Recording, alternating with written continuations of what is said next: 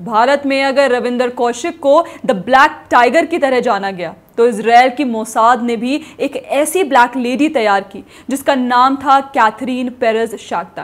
Catherine Perez एक French यहूदी परिवार में पैदा हुई, जिनके नाना फ्रांसीसी प्रतिरोध में लड़े थे और उनके दादा होलोकॉस्ट से बच गए थे। कैथरीन ने लंदन विश्वविद्यालय में मनोविज्ञान का अध्ययन किया और बाद में फाइनेंस एंड कम्युनिकेशंस में पोस्ट ग्रेजुएट डिग्री प्राप्त की। लंदन में रहते हुए उन्होंने एक यमनी सुन्नी मुस्लिम से शादी की, जिसके लिए उन्होंने इस्लाम धर्म अपना लिया, जो 2014 में तलाक में समाप्त हो गया। लेकिन 2017 में वे अचानक ईरान में फिर से सामने आई, सार्वजनिक रूप से शिया मुस्लिम के रूप में पहचान की और इस्लामिक रिपब्लिक की आइडियोलॉजी के बारे में इंटेलेक्चुअल क्यूरियोसिटी व्यक्त की।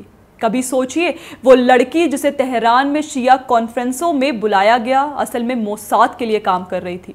लेकिन हर कहानी कंट्रोवर्सी के बिना अधूरी है, क्योंकि 2022 में टाइम्स ऑफ इजराइल के साथ एक इंटरव्यू में उन्होंने मोसाद जासूस होने से इनकार किया, आरोपों को अपनी यहूदी विरासत और ईरान के शासन का समर्थन करने से दूर होने की प्रतिक्रिया के रूप में खारिज कर दिया। उन्होंने दावा किया कि ईरानी मीडिया के लिए उनका पिछला काम सेल्फ हेट का एक चरण था और ईरान में उनकी उपस्थिति पूरी तरह से पत्रकारिता थी, जो उनकी फ्रांसीसी राष्ट्रीयता और एक मुस्लिम से पिछली शादी से सुगम थी। हालांकि टाइम्स ऑफ इजराइल पर उनके 2021 के ब्लॉग पोस्ट, जिसमें ईरानी नेताओं के साथ उनकी बैठकों और संवेदनशील जानकारी तक उनकी पहुंच का विवरण था, उसने ईरान में संदेह को बढ़ावा दिया, जिसके कारण उनके सभी लेखों को राज्य मीडिया से हटा दिया गया। ईरानी मीडिया और 2022 मिंट प्रेस न्यूज की जांच सहित आलोचकों का तर्क है कि इजरायली अमेरिकी खुफिया फर्म विकीस्ट्रैट के साथ उनका काम और ईरान में उनकी उच्च स्तरीय पहुंच इजरायली खुफिया से गहरे संबंधों का सुझाव देती है।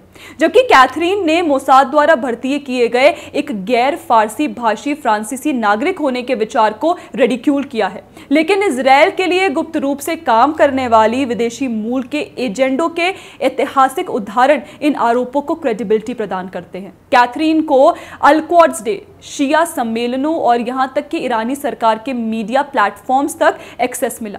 उनकी राइटिंग्स को ईरानी प्रोपेगेंडा टूल्स ने बार बार इस्तेमाल किया। कैथरीन ने काफ़ी प्रोमिनेंट ईरानी आउटलेट्स जैसे तेहरान टाइम्स, माशरिक न्यूज़, तासनिम न्यूज़, मेहर न्यूज़ और ईरान के सुप्रीम लीडर के ऑफिशियल वेबसाइट खामेनिए.ir तक के लिए लिखा है।